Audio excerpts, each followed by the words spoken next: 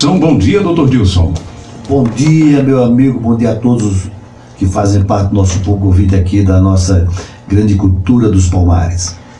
E Dr. Dilson Assunção é médico cardiologista titulado pela Sociedade Brasileira de Cardiologia e Associação Médica Brasileira. Fez residência médica em Medicina Interna, Clínica Médica no Hospital Barão de Lucena. É pós-graduado em Medicina do Trabalho pela Universidade Federal de Pernambuco, em Cardiologia pela Universidade de Minas Gerais. Participou de curso de graduação em Endocrinologia e Geriatria pela Universidade Estácio de Sá. É médico do trabalho e realiza perícias para aposentadoria e acidente do trabalho. Também é médico sanitarista concursado e, no momento, é diretor clínico do Grupo Policlínica e Diagnose Médica. Seu CRM é 6.970. Também atua como perito da Justiça do Trabalho, faz ecocardiograma, eletrocardiograma digital, teste ergométrico, holter para arritmias, mapa para investigação de hipertensão, espirometria para asma e efizema pulmonar, e entre outros exames. Dr. Dilson, continuando o nosso assunto tão importante da semana passada, né? Um assunto que tem causado muitas polêmicas ainda nas redes sociais, muitas dúvidas na população, principalmente para os nossos ouvintes, né? Em dezembro passado, Dr. Dilson, fazia uma previsão que essa nova variante da Covid-19, a Ômicron, chegaria ao seu pico no mês de março. Com os dados desse momento, essa previsão que o senhor fez ainda está mantida? Olha só, meu querido amigo, naquela época, em dezembro, nós tínhamos mais ou menos 10 mil pessoas, a média móvel, 10 mil pessoas por semana como média, né? E uma mortalidade abaixo de 100, né? 100 pessoas por semana, por dia, né? Como média móvel.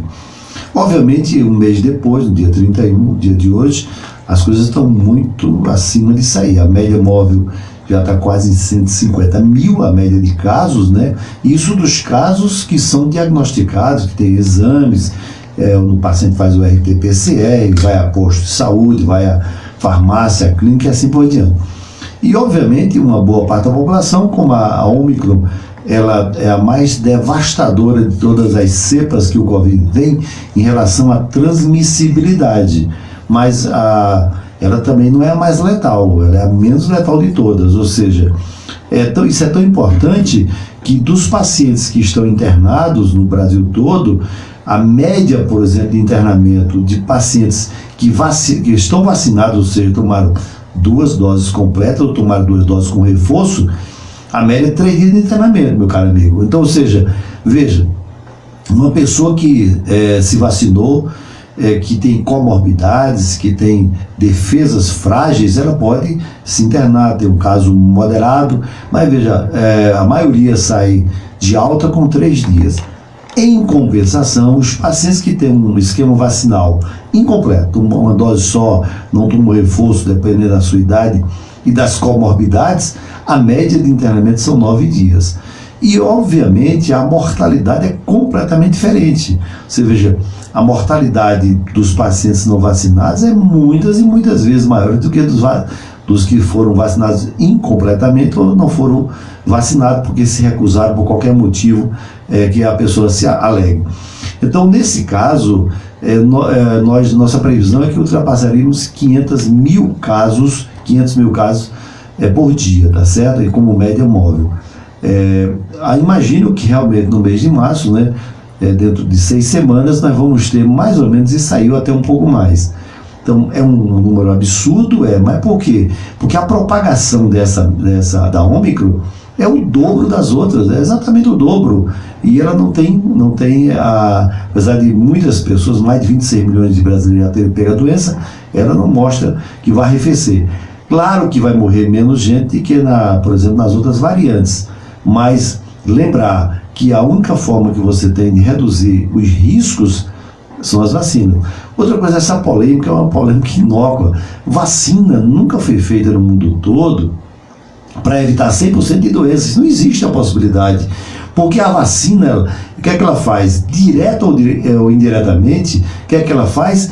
Ela, direto ou indiretamente, Ricardo, ela causa em você uma reação imunológica que você fabrica com aquele corpo estranho anticorpos contra aquela doença. Mas veja, eu pressuponho que seu sistema de defesa funcione. E nas pessoas que não funcionam ou funciona precariamente? Por exemplo, No paciente que tem síndrome de imunodeficiência adquirida, conhecida como AIDS, que no Brasil tem mais de 1.200.000 pessoas, o sistema é muito precário. Nos pacientes que têm câncer, os diversos cânceres, também o sistema de defesa não funciona 100%, porque se funcionasse, o cara não estaria com câncer.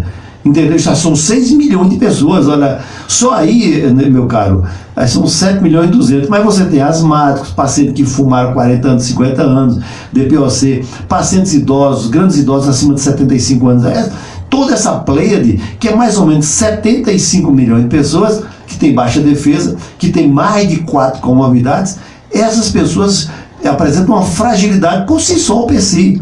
Então, nós temos 75 milhões, 77 milhões de pessoas que são expostas não só ao vírus da Covid-19, mas a qualquer vírus da influenza, da parainfluenza e assim por diante. Então, nesse caso em particular, os governos estaduais, municipais são digamos assim, os municípios é que aplicam as vacinas, porque todos os PNIs são municipais, ou seja, as salas de vacina são gerenciadas por município, não existe sala de vacina de Estado, nem existe sala de vacina federal, todas são municipais. O Estado coordena aquilo ali, né? O PNI estadual distribui as vacinas e monta a infraestrutura. E o governo federal financia todo esse sistema e também entra na parte de organização. Então, mas quem vai executar isso aí, quem vai executar é exatamente o município. Há pouco tempo, por exemplo, nossa rádio aqui deu notícias que o governo do estado trouxe para essa região 80 técnicos em vários veículos estaduais para irem em muitas cidades, como Gamileira, Ribeirão, porque milhares de pessoas não queriam se vacinar, não se vacinaram. A vacina está aí, nos postos de saúde, mas ninguém queria vacinar.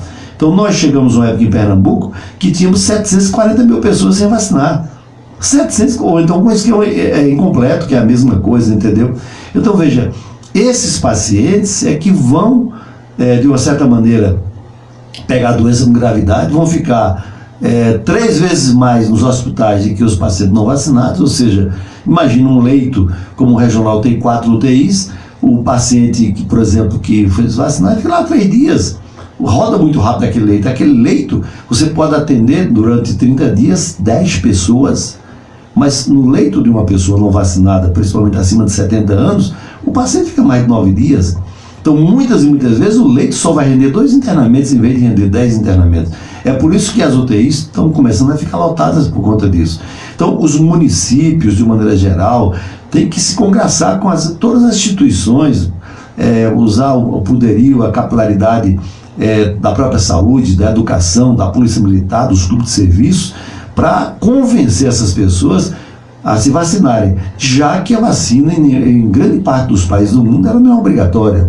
Aliás, nenhum tratamento pode ser obrigatório. Por exemplo, tem gente que se recusa ao tratamento de câncer. E aí? Você diz, olha, o seu câncer tem cura, a sua chance é 80%. Não, mas eu não quero fazer quimioterapia, radioterapia, não quero fazer cirurgia. Então as pessoas, elas têm o direito de correr o risco de mexerem no seu próprio destino. Entendeu? Agora, claro que tudo isso tem consequências. Agora, você vai convencer todas as pessoas que eu consultei nesse período, que a família identificou que elas se recusavam a usar a vacina, eu as convenci com argumentos científicos, tá certo? Com a minha palavra, o meu exemplo, entendeu? E assim por diante, mostrando que eu usei no tempo hábil todas as vacinas que tinham em tempo hábil, ou seja, claro que por ser médico, fomos os primeiros grupos, né, médicos foram os primeiros grupos que se vacinaram no país inteiro, apesar de terem morrido já quase 900 médicos, mas morreram também dona de casa, enfermeiros também morreram em torno de 900, né? Então, porque somos mais expostos, mas não é só a exposição a exposição da profissão, porque o que eu faço fora também repercute, entendeu? Ligado? Não é só na minha profissão, porque veja, em geral, o que é que acontece? Quando você coloca as estatísticas, você mostra, não, o cara que está na saúde, ele se expõe mais, mas ele se protege mais, doutor. Por exemplo, minha menina é UTI, lá do Oswaldo Cruz.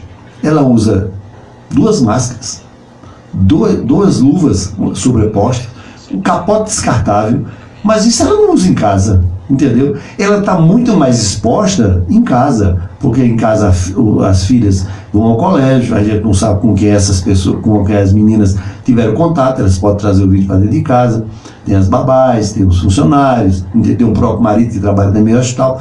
Então qualquer um pode dar uma bobeirazinha e pegar essa doença, entendeu como é? Então não se pega só no ambiente, não. Claro que no ambiente que só tem doente a chance é maior. Porque veja, se eu estou lá no hospital regional, numa UTI de Covid, só tem doente, doutor. Ele já é selecionado. Por isso que a gente tem os protocolos, que são protocolos muito mais rigorosos que outros protocolos da população geral. Protocolo em relação às máscaras, né, a PFF2 ou PFF3, entendeu? E toda essa parafernália que os hospitais investem em segurança do trabalho para que seus agentes, médicos, enfermeiros e de maneira geral, o corpo clínico e o pessoal de apoio não tenham essa doença. Essa doença também causa um sério de problemas. Elas, por exemplo, elas não vão parar o país, mas em compensação, como ela é mais rápida, então você tem que afastar aquela pessoa. Agora a grande pergunta quando eu faço o diagnóstico, eu tenho um sintoma, então eu estou com febre, dor de garganta que é importante, calafrios, aquele negócio todo, então eu estou com os sintomas de virose. Aí eu fiz lá o meu RT-PCR no nariz e deu positivo. Aí a pergunta antes eu não estava transmitindo, transmite no período de incubação, que vai do período que você tem contato inicial com o vírus até o aparecimento do sintoma e do sinal, de maneira geral, febre e tudo mais, você transmite também. Então, por que agora, se eu estou transmitindo já uma semana, por que a gente afasta as pessoas? Porque é o seguinte, essas pessoas, elas, de qualquer maneira, mesmo usando máscara, são focos também. Mas elas já estavam transmitindo antes, entendeu? Elas já estavam transmitindo antes no período de incubação. Isso acontece com quase todas as viroses. E assim por diante. Aí a grande pergunta é, por que não se deve obrigar uma pessoa a fazer exame ou usar vacina, deve convencê-la? Porque senão, se a regra fosse essa, nós temos 3 milhões de pessoas que têm hepatite. Tipo B. E hepatite B é a causa principal de cirrose hepática do país e câncer, um dos cânceres mais devastadores que nós temos é o hepatocarcinoma, carcinoma de fígado. Resultado. Então, se fosse assim, nós obrigaríamos todas essas pessoas em potencial a fazer exame de sangue e se tratarem. E as pessoas, muitas vezes, se recusam a isso aí.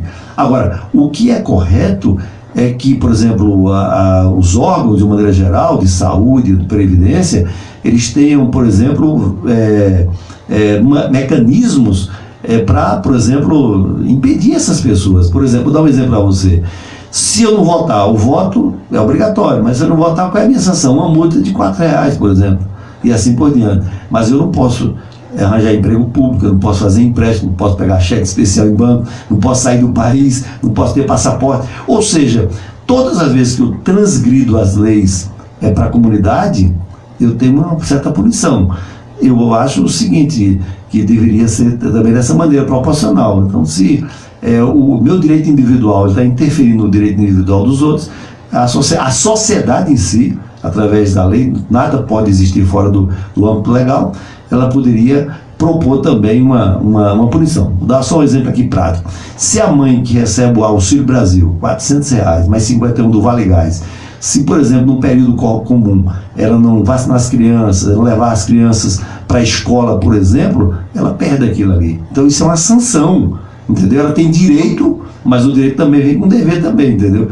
No Brasil, nos últimos anos, a gente praticamente, principalmente os políticos, de uma maneira geral, os políticos, eles deseducam as pessoas. De uma maneira geral, eles só mostraram que as pessoas só têm direitos. Não, na sociedade nós temos direitos e deveres. Nós temos direitos inalienáveis que a Constituição dá, mas também temos deveres também com a sociedade, direitos individuais, como o de vir, entendeu? De escolher nosso modo de viver, mas também temos direitos, deveres com a comunidade, com os municípios, com os vizinhos, com os familiares e assim por diante. Agora são 8h37 e falando sobre a Policlínica, Dr. Charles Henrique, médico nutrologista e especialista com área de atuação em obesidade, ganho de peso e massa corporal, bem como distúrbios hormonais. E doutora Maria Alice Assunção, médica pediatra com mais de 40 anos de experiência, está nas terças-feiras, E lembre-se, quem faz um ecocardiograma com o Dr. Dilson Assunção recebe gratuitamente um eletrocardiograma e economiza R$200. Muito bem, agora são 8h38 aqui na sua Cultura FM, nesta segunda-feira. E Dr. Dilson, falando também, sobre um assunto muito polêmico aí nas redes sociais. O apresentador Thiago Leifert e sua esposa estiveram num programa fantástico para revelar que uma filha está com uma grave doença. Que doença é essa, Dr. Dilson? Tem alguma cura? Olha só, rapaz, eu gosto muito do Thiago Leifert, uma pessoa do bem, viu? E resultado, ele tem uma filhazinha e de repente, rapaz, uma notícia devastadora. Foi feito o diagnóstico que a criança, a menina dele, está com um dos cânceres mais devastadores que nós temos. Esse câncer pega mais, segundo o INCA que coordena no Brasil, um órgão do governo federal, tem sede no Rio de Janeiro, é o Instituto de Câncer, ou seja, ele formula a política anticâncer do país. E o Thiago Leifert e a sua esposa vieram a público, para que não haja nenhuma... Quem de maneira geral tem vida pública, tem que, antes de começar digamos assim, as celeumas por conta das polêmicas, você esclarecer. Ou seja, para que aquilo ali não faça uma série de indagações, de pessoas do mal, muitas vezes na internet tem, por conta o cara é anônimo, ele pode fazer o que quiser. Então eles vieram para dizer, olha, sua filhinha começou a apresentar o problema nos olhos, quando incidia a luz nos olhos, apresentava pontos esbranquiçados, os olhos instáveis. Levaram um oftalmologista e o oftalmologista fez o diagnóstico rapidinho, diagnóstico feito no consultório, que a criança estava nos 2 olhos, meu caro Ricardo, com um neuroblastoma, um dos tumores importante, genérico, endocrinológico, entendeu?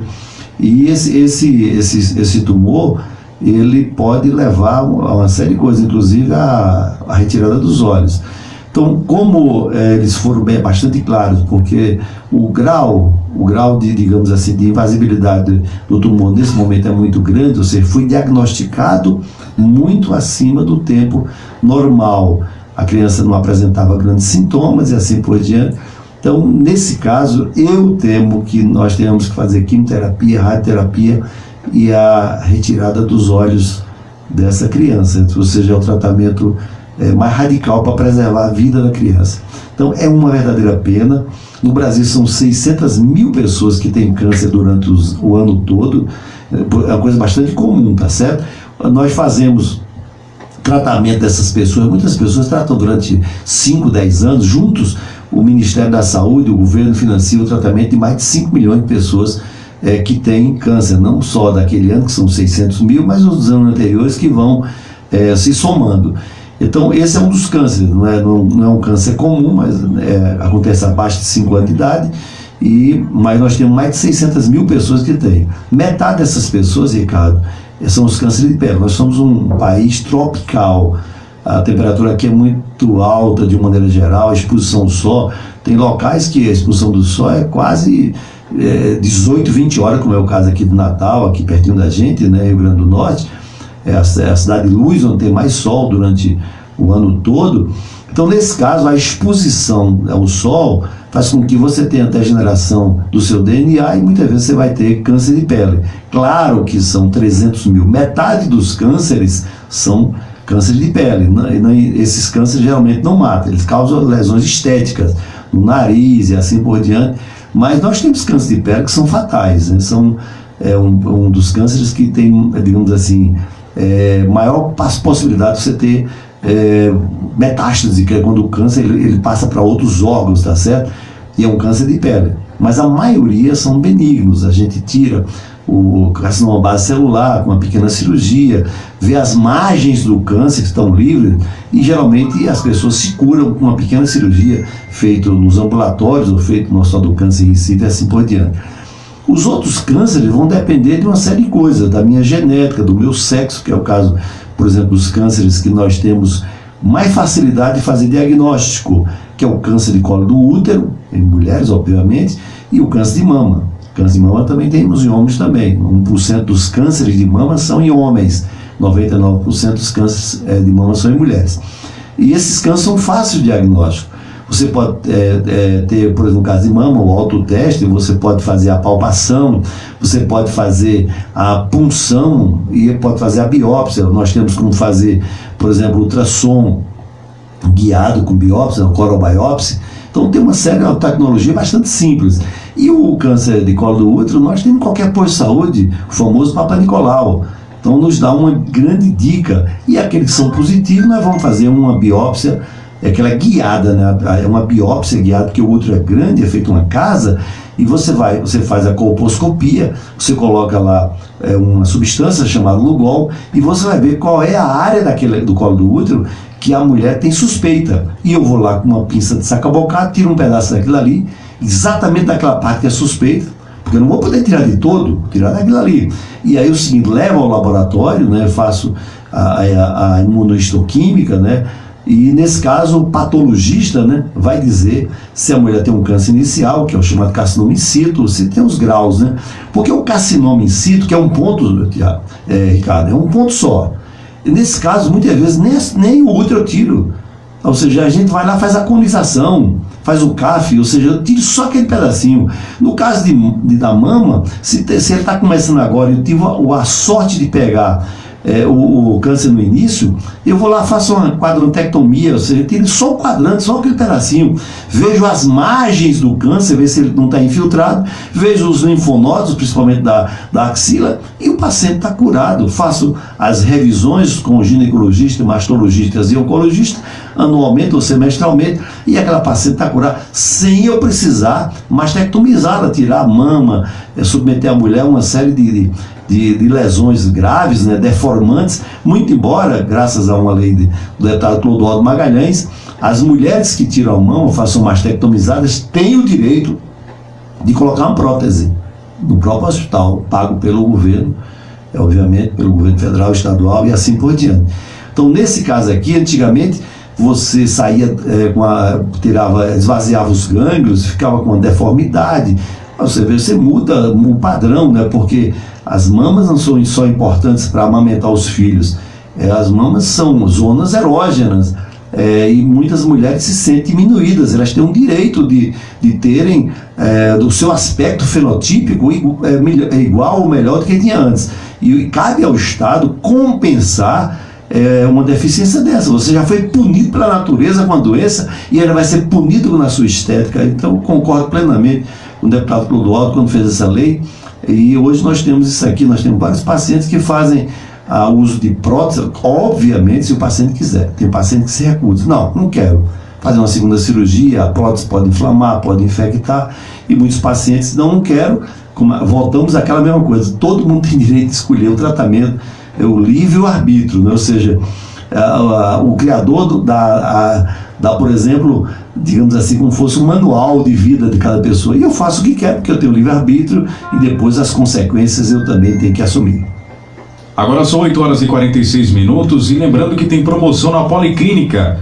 Quem realizar exames de sangue com valores acima de R$100 receberá gratuitamente sumário de urina e parasitológico de fezes. Só o laboratório da Policlínica poderia fazer uma promoção desse porte, pois tem 5 unidades em Pernambuco e 2 em Alagoas. Ligue 3661-0012 e 99673-0635. Um grande abraço para todos os nossos ouvintes conectados através do rádio, no Facebook, a nossa amiga Jandira Portela, a Vera Lúcia Ferreira e os milhares de ouvintes que estão ouvindo aqui nessa manhã o programa Saúde na Cultura, comigo, Caio Oliveira e Dr. Dilson Assunção. Dr. Dilson, continuando sobre os assuntos polêmicos nas redes sociais. O youtuber Whindersson Nunes e o ex-campeão mundial de boxe Acelino Popó protagonizaram um verdadeiro espetáculo ontem na Arena Camboriú. O que leva uma pessoa a esse tipo de superação? Olha, meu caro Caio, realmente é uma pergunta maravilhosa. Porque, veja, o Whindersson Nunes é o maior youtuber que o Brasil tem. Quase 70 milhões de pessoas que visualizam os vídeos dele. Eu quero confessar que eu nunca visualizei nenhum deles, entendeu?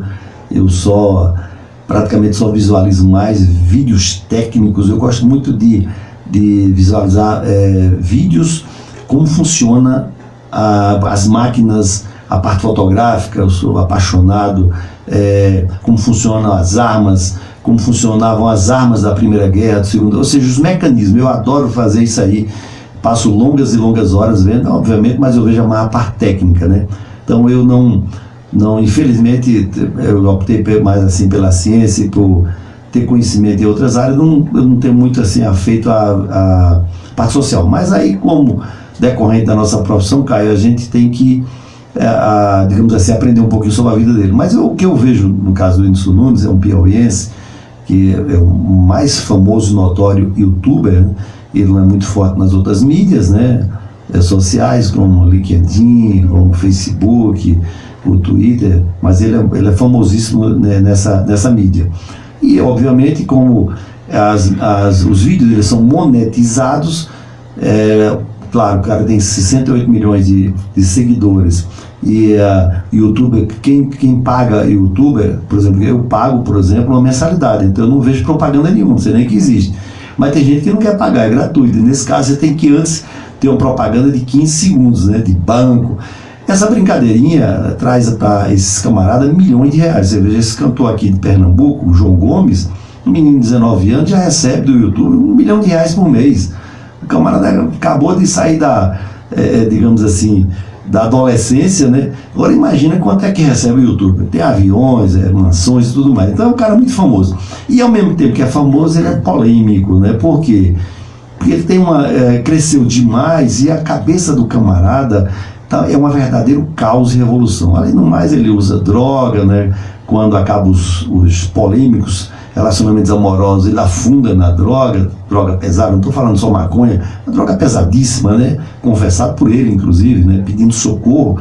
Tem um relacionamento que abalou a vida dele com a cantora Luísa Sonza, né? Que mexeu. Teve um relacionamento full time com Maria Lina, teve um filho que morreu logo depois que nasceu. Isso mexeu com a cabeça do camarada, mexeu.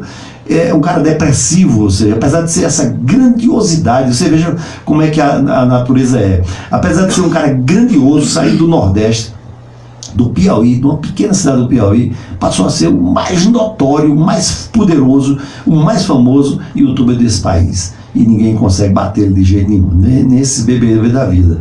Então o resultado, de repente, ele, depois desse caos completo, desse tumulto completo, ele disse, não, eu quero, digamos assim, recomeçar a minha imagem fazendo o que alguns americanos, como a família Paul, por exemplo, faz, são youtubers também como ele, mas são os maiores do mundo, estão entre os 10 maiores do mundo. Aqui no Brasil não tem nenhum, não existe nenhum entre os 10, e os dois irmãos Paul são entre os 10. Esses camaradas resolveram o quê? Ir para o mundo do boxe, entendeu? E começaram a desafiar os maiores boxeadores, o lutador de MMA do mundo, né? E assim por diante. Claro que essas lutas são bilionárias. Na última luta que os irmãos Paul se envolveram, dizem lá que entre o ex-campeão Mayweather e o Sean Paul, a bolsa ficou quase $1 bilhão. Eu não sei se é verdade, mas o Mayweather ele não luta hoje, ele está aposentado, ele ganhou 50 vezes, o quartel dele é 50-0, a bolsa dele é mais de $500 milhões, é uma fortuna incomensurável.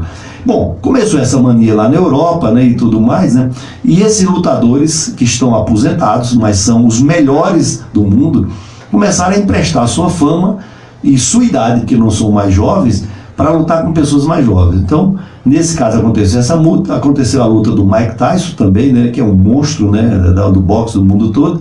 E agora, na esteira disso aí, nós tivemos a luta feita pelo Acelino Popó, que é um baianozinho que foi campeão do mundo, gente. Ou seja, o cara lutou 44 vezes, ganhou 42, mais de 32 lutas só por nocaute. E ele é um peso pena, ele é um cara que tem...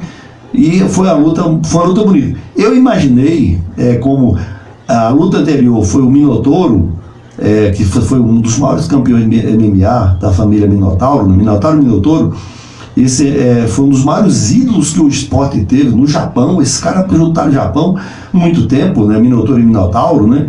O que aconteceu? A luta que eu vi anterior foi água com açúcar, ou seja, o Minotauro com 46 anos, o outro lutador, mas assim, foi uma luta cenográfica, ou seja, não foi uma luta real.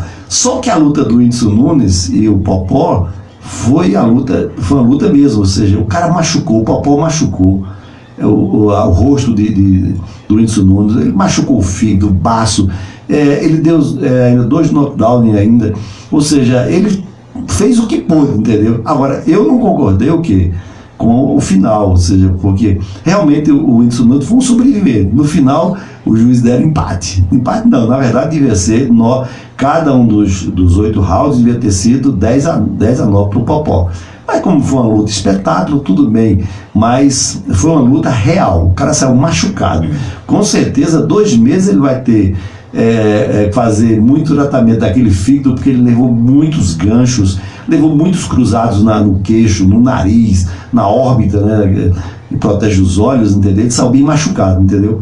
Ou seja, a pergunta é, como é que o cara de repente está no seu conforto e ele vai para um negócio desse? É desafio, gente, superação.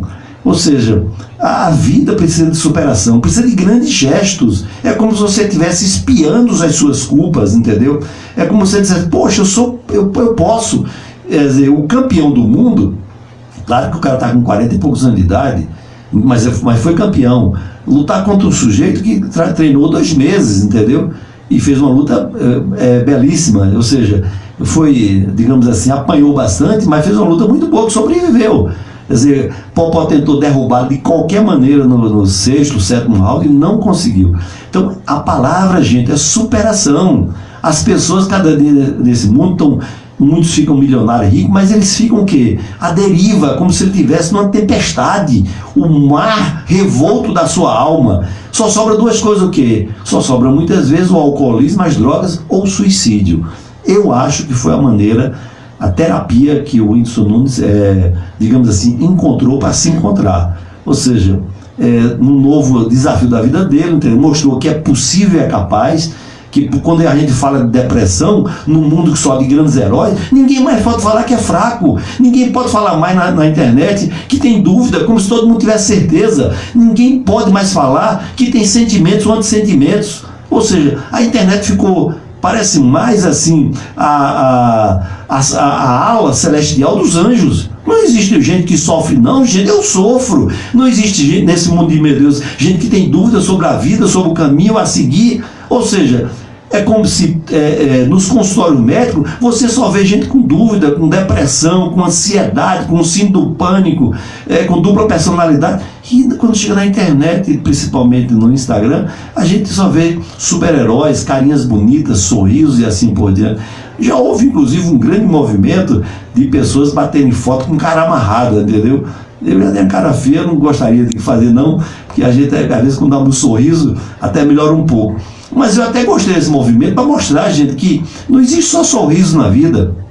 A vida é uma grande batalha que muitas vezes nós perdemos a guerra no final. É melhor você perder uma pequena batalha e ganhar no final. Então, acho eu que esses corações valentes que de repente mostram que são capazes de fazer, entendeu?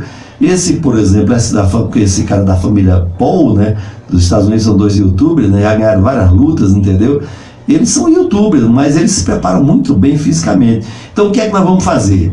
Qual é a consequência de você trazer de volta essas pessoas que precocemente se aposentam? Grandes jogadores de futebol, grandes tenistas, grandes boxeadores, grandes lutadores de MMA. A consequência vai fazer o seguinte, é que essas pessoas que estão fora do catálogo, com 40, 50 anos, vão voltar para desafiar pessoas que querem se superar.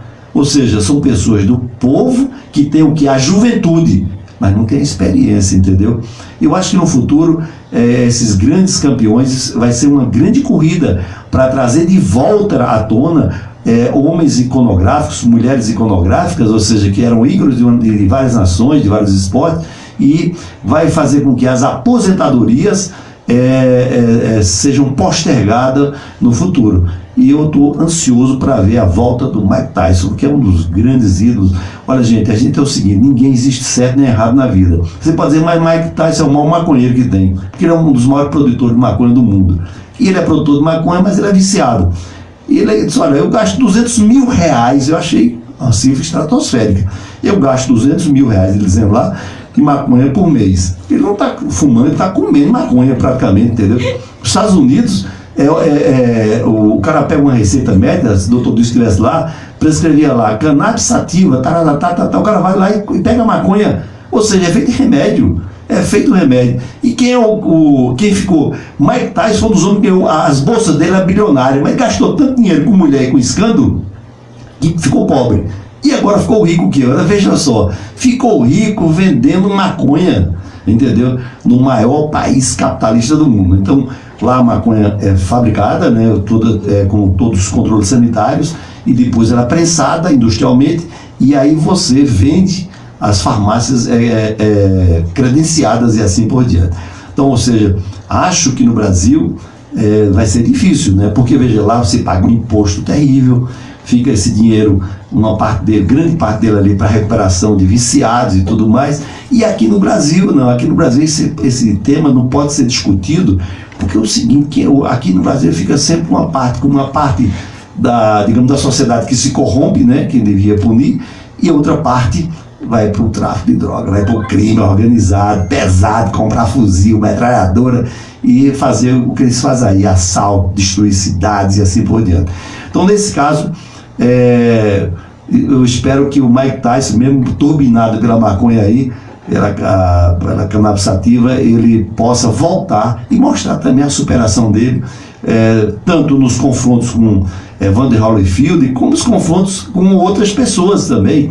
Outras pessoas, esse irmão Jack Paul, por exemplo, eles vão querer lutar com um monstro, né, como esse camarada aí, um dos maiores boxeadores do mundo. Então, eu acho que vai abrir um grande filão para os vovôs que são técnicos em vários tipos de esporte. E eu estou esperando para ver isso aí. Agora são 9 horas. E falando aqui do Hiperlab, é a maior rede de laboratórios da Mata Sul e Norte de Alagoas, com unidades em Palmares, Água Preta, Catende, Cupira, Colônia Leopoldina e Novo Lino. Tem a responsabilidade técnica do Dr. Henrique Assunção, com supervisão médica do Dr. Dilson Assunção. Ligue 3661-0012. Chegamos ao final, né? Infelizmente o tempo corre demais, passa na velocidade, como eu sempre falo. Chegamos ao final de mais um Saúde na Cultura, e hoje é a minha despedida aqui do programa do Dr. Dilson, né? Pena, Caio. Dr. Mávio Alves estará de volta na próxima segunda-feira com o programa Saúde na Cultura, e lembrando que amanhã já tem a volta do programa Falando Sério aqui na sua 88.9. Eu quero desejar um ótimo dia a todos os ouvintes e um bom dia, Dr. Dilson Assunção. Qual a frase da semana? Foi um prazer, né? Grande Caio Oliveira, desculpe aí, eu falei 2 vezes Ricardo, porque eu consultei um rapaz chamado Ricardo agora, e aí sabe, ficou com o mato falho. Caio, é o seguinte, obrigado por esses 5 programas, foram maravilhosos de uma maneira geral. E a frase do dia é o seguinte, Caio, até, digamos, se parecer nossa imagem. Se eu e Caio fôssemos 2 caranguejos, estivéssemos num balde, com certeza, ou eu ou o Caio ajudaria um outro para sair. E quando eu estivesse na borda do bar, por exemplo, se eu fosse o primeiro a sair, do balde eu puxaria Caio. Mas a vida não é assim, doutor. A vida é bem diferente. As pessoas, de uma maneira geral, o que é que elas fazem? A mentalidade caranguejo. Você bota 10 caranguejos num balde, quando aquele começa a escalar, para pular, para puxar os outros, aí vem lá e puxa de volta. É por isso que num balde que tem caranguejo, ninguém sai para a liberdade. Todos vão para a panela quente. Por quê? Porque a mentalidade caranguejo não permite que uma pessoa ajude a outra. Não seja caranguejo. Vamos fazer parte de um outro tipo de sociedade. A você, Caio, um abraço. A você, Maviov, que na próxima semana está aqui também. Congratulo com você. E estaremos de volta, se Deus quiser, na próxima segunda-feira. Um abraço em todos. Grande abraço, Dr. Dilson. Foi um prazer ter o senhor aqui. Todos os ouvintes da 88.9, você que está ligado com a gente, continua aqui na Cultura, que logo após o intervalo comercial tem um programa Bom Dia Cultura comigo, Caio Oliveira.